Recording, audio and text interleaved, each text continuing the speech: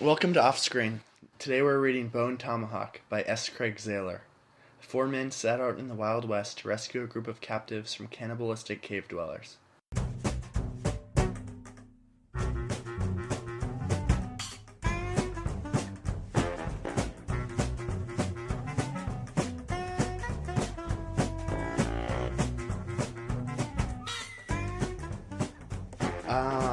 So S. Craig Zahler is a pretty acclaimed writer, though he hasn't had much produced to date.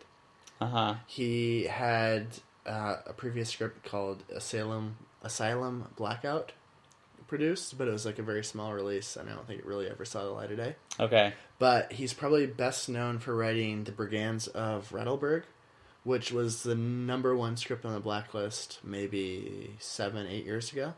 Okay. And now, have you read that script? I have read that script. Okay. It personally did not live up to my expectations, but it's a very dark, like Western, violent. Not too dissimilar to what we were about to read tonight. Yeah. But this one he's actually gonna make himself, right? I'm not just Right. I'm not just spying on your computer screen. No, I actually remembered that. He's gonna direct this himself. He's going to direct it himself, starring Kurt Russell, Lily Simmons, and Patrick Wilson. So, pretty good cast. Yeah. It's going to come out later this year. It's described as a horror western. I guess I would call it that. I guess. I don't know if I mean, the horror is a bit of a stretch for me. Well, it depends on how you define horror. Also, Matthew Fox and Richard Jenkins star in it. Okay. Along with Sean Young, David Arquette. I feel like as we do more episodes, I'm gradually just letting you tell me all of this stuff without bothering to do the research myself. Well, I feel like you know I'm more. Just making it up. No, you know more about this stuff than me. I just read the script, but I'll read try the to. script, then you write the synopsis. You're the true hero of this podcast. Well, no. Yes. How about that? We're both heroes. You're a hero. Can we say we're both? You're a hero in my eyes. I guess my self-loathing. Anyways, do we want to say any more about him? He writes weird Western stuff. Yeah, pretty Western. He's known for being like a highly literate writer, often using like long descriptions more than other writers. Maybe. Really? I didn't see that here. He used some fancy words. I would say, fancy words, as they would say in the Old West. He knows them, those big book words. Those big book words. I had to consult that big Google. Yeah, to I did that a couple times myself. But anyway, okay. Should I read the synopsis? Yeah, you should. Okay. In the frontier town of Bright Hope, a man named Arthur O'Dwyer lives with his wife Samantha. Arthur recently suffered an accident while working on the roof, and ever since then has convalesced at home while Samantha earns a living. The local doctor is a drunk, and she's the only other one in town who knows medicine. One night, while tending to Arthur's injured leg, she's called upon to help dress the wounds of a suspicious character the sheriff has just rounded up. The fellow calls himself Buddy. They caught him burying some clothes and a gun at the edge of town. Samantha treats him for a gunshot wound, staying late at the sheriff's station while a deputy keeps watch. But when Sheriff Hunt returns the next morning, all three have disappeared. Turns out, Buddy was actually a petty thief, killing and ransacking the camps of innocent travelers on the surrounding plains. His partner in crime was recently killed after they stumbled upon a tribe of cannibals in the mountains, who then followed him back to Bright Hope. Praying that his wife hasn't already been eaten, Arthur sets out with Sheriff Hunt to catch the cannibals, saving Samantha, the deputy, and maybe the outlaw, too. Joining them on the journey are a bumbling old lawman named Chicory. I think I'm saying that right? Chicory? Yeah, I think so. Who the sheriff seems to keep employed out of sympathy, and a brooding man named, Brooder, who has experience in fighting, quote, savages in the Indian Wars. The four men don't make it very far before they are ambushed by a gang of Mexicans who steal their horses. Frustrated, a petty fight erupts, which only injures Arthur's leg further, and now he can't so much as walk. Sheriff Hunt, Chicory, and Brooder are forced to leave him behind. The three remaining men shortly arrive at the cannibals' lair, a complex of caves within a mountain gorge. Quickly overwhelmed by the savages' sheer numbers, Brooder is violently killed, while Hunt and Chicory are held captive, reunited with Samantha and the deputy in a primitive jail cell. Samantha informs them that they've already eaten the outlaw, and soon they're forced to watch as the deputy, too, is disemboweled. Just when it seems they're doomed to suffer the same fate, Arthur arrives on the scene. He's practically crawled the whole way, but he brought a gun with him. He uses it to dispatch the cannibals' leader just a moment too late to save Sheriff Hunt. The others soon make their escape, but it's with a tinge of tragedy that Chicory names Arthur the new sheriff of Bright Hope. The end. Well written. That's beautiful. I kind of hurried the ending. No. But I felt it reflected the screenplay, which... You thought the ending was hurried in the screenplay? Yes, which I've said before, and I feel like I complain about that all the time, but it's a common problem. You know, sometimes you write a lot of pages, then you have to finish it in a short number of pages. I guess. This one was kind of short anyway. Well, I couldn't tell, actually. No, it's... I feel like we were reading a weirdly formatted version of this. It was not it's like kind of bootleg. It was not a PDF.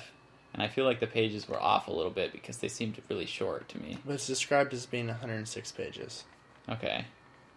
It felt shorter than that to me. It read kind of quickly, but not necessarily in a good way. Like, it seemed like the pages were going by fast. Even the time was going by fast in the story. But nothing was happening for so much of the middle of it. See, I don't mind the slow pace, but I feel like they didn't really fill it with, like, interesting stuff. Right. That's the problem. I think that's why I'm saying it seemed like it was simultaneously moving quickly and slowly. Uh-huh. Like, I was getting through the pages fine, but, like, nothing was happening page to page. It was a lot of just, like, them camping, they're eating and talking and sitting around the fire, and then they're ambushed by these Mexicans, and then they're camping some more. There was a lot of nice, like, attention to detail, like, when Bruder set up the bells around the camp. Yeah. It felt like lived in. But I would have liked to see, like, subtext or, like, exploring something beyond just the mere plot. Yeah. Which was, like, the antagonists are just these blanket cannibals. Like, they're just entirely evil. It's not super interesting. Definitely. It's, like, a very clear good versus... No, it's a very clear, like, bad versus I think, less bad situation. I think that's why the thing you read classified this as like a western / horror, because the bad guys aren't even really bad guys. They're just monsters, basically. They don't talk. They don't talk at all. They just have these really They're gross... described as not being capable of language. Right. They just have these gross, like, whistles that... It's like bones that they stick through their neck or, like, their trachea or something so that they can, like, whistle out of them. Yeah. It's really gross, but... Anyway, they're basically just monsters, but... Which kind of makes, for me, it not particularly interesting. Yeah, There's I no agree. nuance, there's less real-life application to it. Yeah, I agree. And also, though, there were no developments. Like, the whole time... Okay, the only development was, like, when their horses got stolen. But other than that, like, the whole second act, they're just camping. They never discover any, like, clues as to what might have happened to Samantha. They see some hoof prints. At one point, but that's like barely anything. Yeah. But like, they didn't even really discuss the possibility that like they might already all be eaten. I feel like they did discuss it before they set off. The sheriff's wife mentions that possibility and says there's limits to the obligation of the sheriff. I think they didn't mention it because they were all hoping that it was, like something to be understood to be on the backs of all their minds and distinct possibility. I think you're reading into it a little bit. I think like they needed to address that more, or they needed some more actual clues or some kind of evidence on the way. There was just nothing to make that journey more interesting on the way to the mountains. I also thought that the descriptions, you were saying this guy's known for like his descriptions, but I feel like I didn't really get that. I felt like they were pretty sparse and not in like a stylistically sparse way. I felt like it was kind of underdeveloped. The settings were not described in much detail, and that's like a large portion of what a lot of these westerns have going for them is like these beautiful landscapes and the world of it. And there wasn't a lot of attention given to that. Or to the characters, even. Like, all the characters were pretty underdeveloped, I thought. Like, except for, Arthur. He has the strongest motivation of all of them. Well, he has a very clear motivation. His wife's kidnapped. Right. But they barely get into his background and his history. When they're talking in the beginning about his injury, I guess he was trying to become like a foreman of some kind, or like he fell off a roof against his wife. His wife said he shouldn't go up on the roof to like fix this stuff. Yeah. And he did, and then he fell.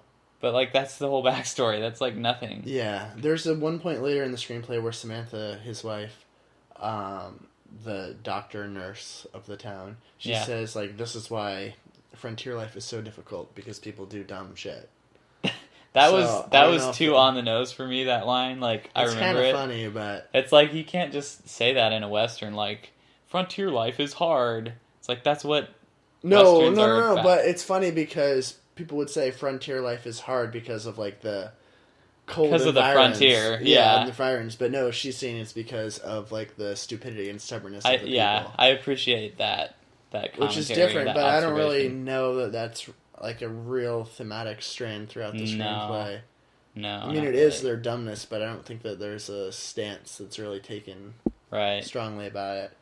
That, and there's like Bruder is like pretty I don't know. His mother and sister were murdered by Indians when he was 10. Right. So he is like all about killing them all. Uh-huh. And at various points in the screenplay, I think mostly the Sheriff Hunt. Yeah. He like calls him out on his like blanket racism. Yeah. But I don't know. That doesn't really amount to too much either. I don't feel. No. It was pretty just straightforward plot to me without a lot of like subtext. Yeah. I don't know, but I was interested in the environment, I guess, and I didn't dislike the methodical pace. I just wished that there was more to it happening concurrently. Yeah. And I was gonna say, so like, yeah, Arthur is the one like sort of developed character, the only one with really much of a backstory and who has a really strong reason to be doing this. And yet he is just left behind at the end of the second act and is suddenly following all the other characters. Yeah. That's like a huge mistake, it seems like to me. Think? Why would you stray from the point of view of the one guy with the most motivation? Because then he can come back and I mean, obviously that was so obvious that it was obvious that was going to happen, but is there I don't know, what alternative would there have been? I don't know. I guess I wanted more twists and turns in the story. It's pretty straightforward. Yeah, it was too simple. It's not bad to be simple necessarily, but I think if you're going to be simple, you really need to dig in to the details more. I think that makes up for it, but this didn't have that. No. I do think that Westerns, their merits are often determined like by what is on the screen as opposed to what's on the page. Like, they lend themselves to simple stories told sparsely. I guess that's true, yeah. Like, because you can capture, like, the vastness of the world and contrast that with narrowness of the characters. The personal stories, yeah. So, if this is filmed beautifully, maybe it still works. I don't know. I think voices in Westerns are really important too, and I feel like there are a lot of good Westerns that can set up sort of a contrast between like the townsfolk and the real cowboys, and like the and the sheriff and the outlaws all have like their own distinct languages and styles and stuff, and I didn't really get that from this either. I kind of felt like they wanted to do that with Bruder. He seemed more of an intellectual type. Mm-hmm. He was the one dude that didn't participate in their pre-dinner prayer. Right. But I don't know. The way they talked in this really bothered me at some points. Like, this is just okay. This is like from the middle somewhere. I don't even know what they're talking about. I think they see something in the distance when they're traveling. Chicory says, "I don't descry it," and then Bruder says, "It's there. Are you disputing the veracity of my claim?" Like, come on, is that how people would really talk? Maybe back in the day they talked more formally. I had to look up descry. I don't know if you did. Yeah, well, I thought it meant what it does, which is just to basically to see something. I mean, that's the simplest way to describe it. But then they used it incorrectly later because they said that someone descried a sound, which you can't do. It's specifically talking about seeing something. It's a visual word. Yeah. And just like one point, Arthur is, I think he either fell asleep or he was like drugged up because of his injury, and when he wakes up, he's like, "What transpired?" It's like, instead of just saying what happened, it's like they can't just I don't know. say things doesn't normally. bother me too much. It felt really forced to me. Like, I don't know. I wish I were the person that would wake up after a good opium bender and say, like, what transpired. I don't know. It felt forced. Instead, I'll wake up after a good opium bender and say, like, what happened. And I sound just like any other dude waking up from a good opium bender. What else? Do I what? Do you have any, like, other big points you want to talk about? Not really big points, because I feel like it was pretty simply told. Yeah. The fact that the villains are just villains. They're, like, the stockiest of stock villains. Mm-hmm. It's pretty uninteresting to me. Yeah. It would have been better if there were some twist, like, that gave us their point of view, and maybe let us see the protagonists as the villains saw them. Yeah, like a little reversal of point of view would have been interesting. But there wasn't any of that.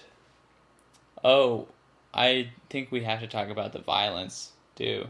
Like, this is one of the most violent things I've ever read. Yeah. I wasn't put off by it. I think it was using that as a crutch because of what you're talking about. It did not explore enough of, like, the reality of these savages and the way they see things, as, like, treating them as real characters. Instead, they were just monsters, and so it had to just go for the shock value. And yeah, there were some really violent deaths in here. There was, like, a dude literally being ripped in half. There was, like, a guy who gets shot with an arrow into his arm, and it's like it pins his arm against his side.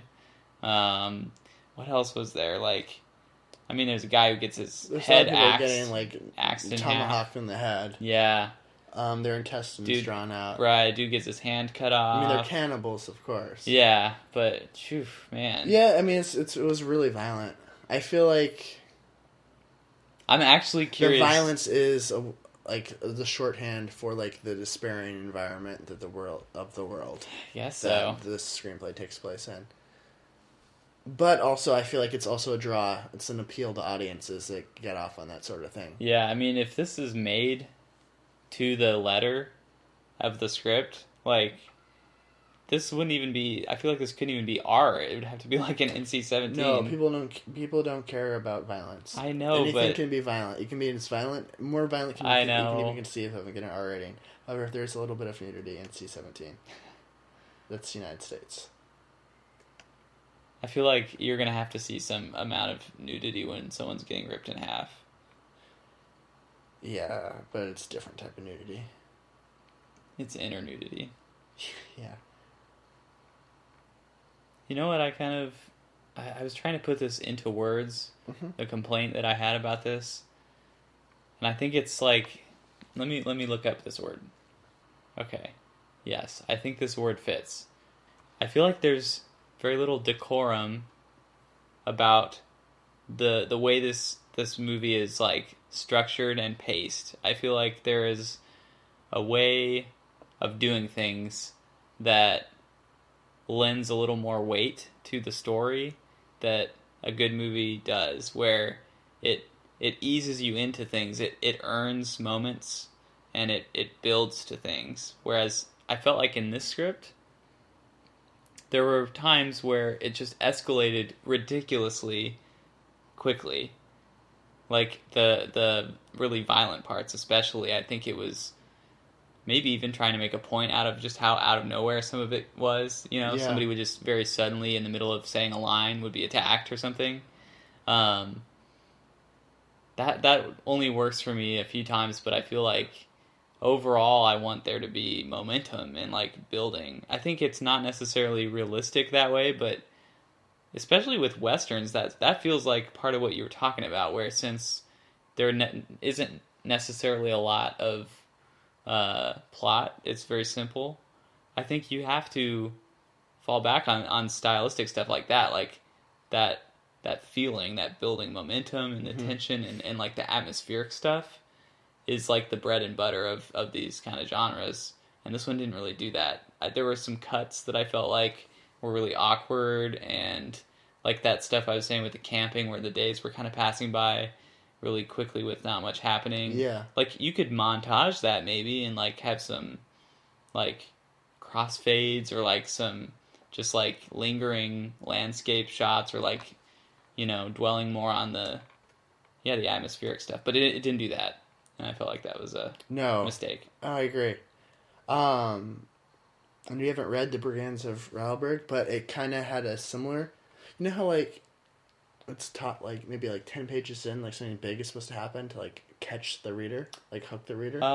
Yeah, even sooner, I would say. Yeah, but like yeah. 8 to 10 pages in. Well, The Brigands of Rauberg, maybe I'm mispronouncing the last word, is, like, the quintessential example of that. Like, something really big and major and unexpected happens. Are you willing to divulge that, or is that a spoiler? One, because it's a spoiler, and two, I read it like 7 years ago, so I don't really remember the specifics of it. But I remember my attention was immediately grabbed, and maybe like that sort of unexpectedness is kind of what he was striving for again here. Yeah, but I would say it was, I don't know, less effective.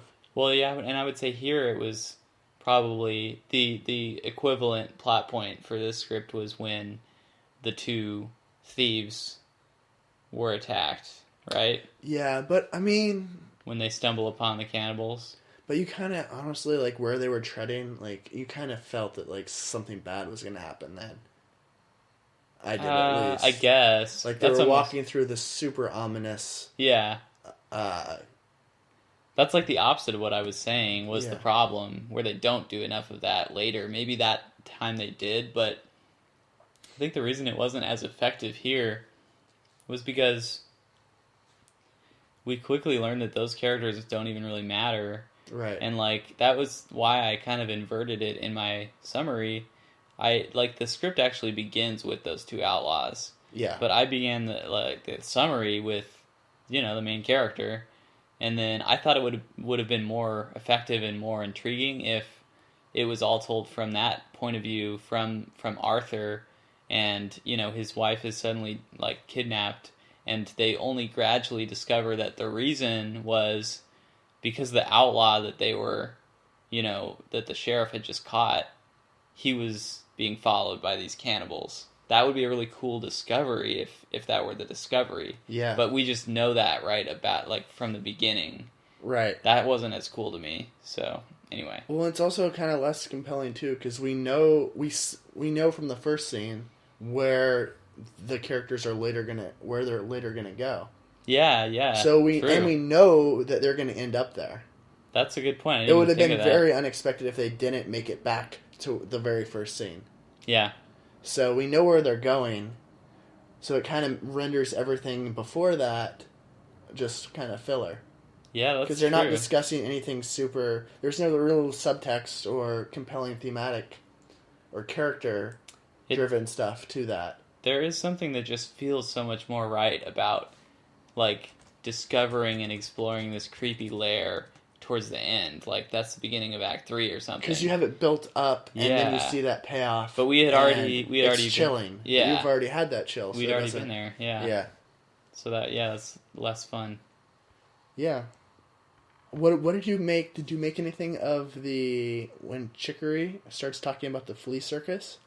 I made a note on here about that. Like, I didn't really reflect on it. I just said, like, are they really having a conversation about a flea circus? Really? So the subtext, or the context, is that they're all basically being held captive by the cannibals. Yeah. And Chicory talks about how, like, the flea circus came to town and how he was told that the fleas aren't actually alive. They use dead fleas and everything is moving mechanically. The fleas aren't actually moving stuff. Right. And Samantha assures him that while most flea circuses do use dead fleas and aren't, like, genuine, this one, however, is known for the fact that it uses real live fleas. Okay. So I don't really know what to make of that, because it feels like a conversation that is begging to be read into. Yeah, I agree. It probably is, but darn if I can tell you what Is it it's for. something about having like agency over your own life, like, or like you're dead from the start and the strings are being pulled around you and you have just the illusion of life, the illusion of agency, versus actually having, that power yourself to over your own existence? I don't know. It didn't really go anywhere, and I don't really feel like it tied back into anything else. Maybe I'm I could see it as sort of a naturalistic thing, or about like the people being very small and insignificant in the world, which is sort of a Western-y thing, I would say. Right. I guess, but I feel like I'm reaching here. I don't really. I was very tripped up by that conversation. Either way, it's not enough to really have an impact. I liked how at the beginning of the screenplay, they go into the bar and the pianist has a sign that says like 1 song for 3 cents, 2 songs for 6 cents, 3 songs for 10 cents. Mm-hmm. And I'm like, is that an oversight? Like, why would you ever buy 3 songs for 10 cents? You're paying more per song than if you just bought those songs individually. When you say oversight, do you mean by the pianist or by the writer? Either. I knew it was not an oversight by the writer. No, the writer can do that addition. I knew it was supposed to be like a joke thing, but then it absolutely killed it for me when they had to like actually call it out with the characters. See, and like, I like that. The characters just fully explained the whole joke, and it ruined it. But they gave depth to it when they said that I get tired, and then like the funny like twist to it was that you have to buy the pianist a drink to get him started. No, I thought it was dumb. Yeah, I mean, I guess maybe if you trust your audience, you don't need that explanation. But yeah, the writer has a strong vocabulary. I just read your note. That letter shit, corny dough. That letter shit was corny dough. Come on, it was. You put corny DOE. Yeah. That letter shit, corny dough. Was it not? No, it was. Yeah. We didn't mention that, but this is another like feeble attempt at backstory for Arthur and Samantha. He had written her a letter when he was like, I don't even remember where. He was out on the prairie. He was working somewhere else, like in another town, and still wanted to like talk to her. And he wrote her this long, sentimental letter. And he was about to like reread it to her while she was tending to his leg at the beginning of the script, and then she got called away to, eventually get kidnapped and everything. So he never got to read it to her. So at the very end of the script, he finally reads it to her. Yeah. The corniest part was that he, like, pocketed the letter and took it with him when he was setting off to save her. Yeah. Like, focus entirely on saving her. Read the letter later.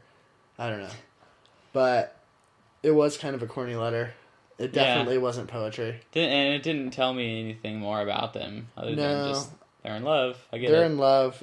He had no meaning in life before her, and now he has meaning and finds meaning in her. Their sex scene was kind of unnecessary.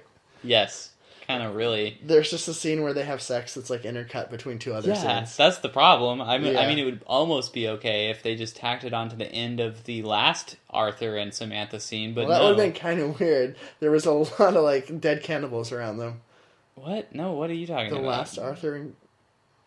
No, not the last in the script. I mean the previous one to the sex scene. Oh, right. Oh, okay. Yeah. Like, instead... I mean, I don't know, Daniel. Are you into, like... That doesn't... No. Cannibal Corpse? That does not do it for me. Like That's a band, right? Is it? Cannibal Corpse? Yeah. Shit, I don't know. I thought that's why... I thought you were referencing it. No. They're like a metal band. Yeah, I don't... It's not my vibe. Anyways, what were you saying? Well, no, I just agree. It was really awkward the way they cut that into a couple other unrelated scenes. Mm-hmm. So should we get to the... Do you have anything else to add? No. I really like this line. I'm glad you made note of it. Shikari says, I know the world's supposed to be round, but I'm not so sure about this part. I wrote, is he really this dumb? Well, I don't know. I like that line. Why do you like that line? There's like a poetry to that line. There would be if it wasn't just said out of sheer stupidity. No, I don't know. I don't know that it is, though. I feel like it's an observation that's contextualized by his surroundings. I just feel like there's a quaintness to it. I don't know. Yeah, I guess. That was kind of what his character like, was there it's something for. about, like, the limitedness of your own perspective. Like, you see everything and it's so flat, but you know that it's not. I took it more as, like, a foreboding thing that, like, there's something not right about this place. Also that, yeah. Or it's just, like, so desolate. I feel like it works on that level, too. Yeah, that was kind of how I took it. I think it's just a nice turn of phrase. Yeah. Anyway, yeah. Verdicts? Verdicts, I would pass on the screenplay. Just off of the sample alone, I'd pass on the writer. But yeah, it's a hard pass for me on both counts, I think. Cool. So we're in agreement. Yeah, I guess so. Negatively. I would probably see the movie, though. I'd be interested to see the movie. I would want to see the movie, but I don't think I would enjoy it. Right. But, bell curve. Most things aren't that great. Well, that's a sad note to end on. Okay, next week we're reading a script called Passengers by John Spates. A passenger on an intergalactic spaceship is the only one prematurely thawed out from cryogenic slumber 100 years before anyone else.